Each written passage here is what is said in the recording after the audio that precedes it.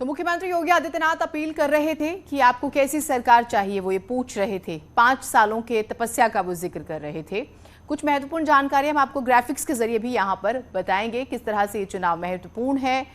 BJP को इन 57 सीटों में से 2017 में कितनी सीटें मिली थी, उसके बाद अगर हम देखें विशेष तौर पर कितना महत्वपूर्ण ये चुनाव हो जाता है, वो भी हम आपको लगातार जानकारी दे भी रहे हैं। तो थोड़ी देर में वोटिंग शुरू हो जाएगी और वोटिंग प्रतिशत हम आपको 2017 का दिखा रहे हैं, क्योंकि बीजेपी को 46 सीटें 2017 में मिली थी और 37.77% वोट मिले थे। गोरखपुर में 55% वोटिंग हुई थी।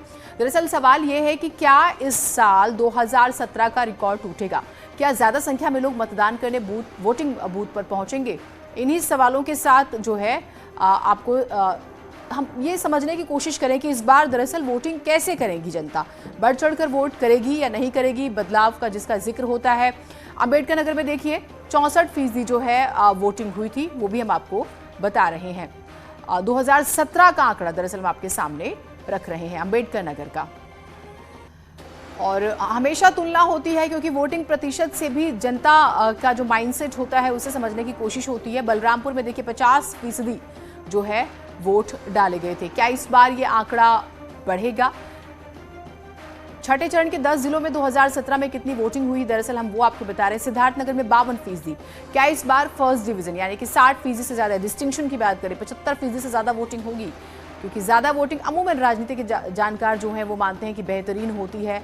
बस्ती से जब अगर हम बात करें तो 57% वोट यहां पर 2017 में पड़े थे। तो वो भी आप देख सकते हैं कितना किस तरह का रुझान था। संत कबीर नगर में 53% वोटिंग हुई थी 2017 में। तो ये हम आपको एक जानकारी दे रहे हैं। पिछले चुनाव में 2017 में महाराजगंज में 62% जो है वोटिंग हुई थी। 60% से ज्यादा तो फिर भी बेहतर मानी जाती है, ठीक मानी जाती है, लेकिन 50% या 50 से 60 के बीच में बनिस्बत कम ही मानी जाती है। कुशीनगर में 58% वोटिंग हुई थी 2017 में। तो ये हम आपको जानकारी दे रहे हैं कुशीनगर की। उसके अलावा हमने आपको देवरिया की भी जानकारी दी, 57%। क्या इस बार भी यही रहेगा? इसी तरह का हमें कहें कि थोड़ा सा सुस्त रवैया, हालांकि सरकार बनी थी बीजेपी की। और बलिया के बारे में तो आप ये समझिए कि सबसे ज्यादा राजनीति की जो चर्चा होती है वो बलिया के ही नुक्कड़ चौराहों पर होती है। लेकिन बलिया वाले जो है क्या इसी तरह से वोट डालेंगे 54% जो है, या कुछ बदलाव होगा? तो ये एक बड़ा सवाल है जो हम समझने की कोशिश कर रहे हैं। अलग अलग जगहों से हमारे जो सहयोगी हैं वो हमारे साथ जुड़े हुए हैं। बलिया से हो या फिर गोरखपुर से हो, हर जगह से हम अपने सहयोगियों से बात करने की कोशिश करेंगे।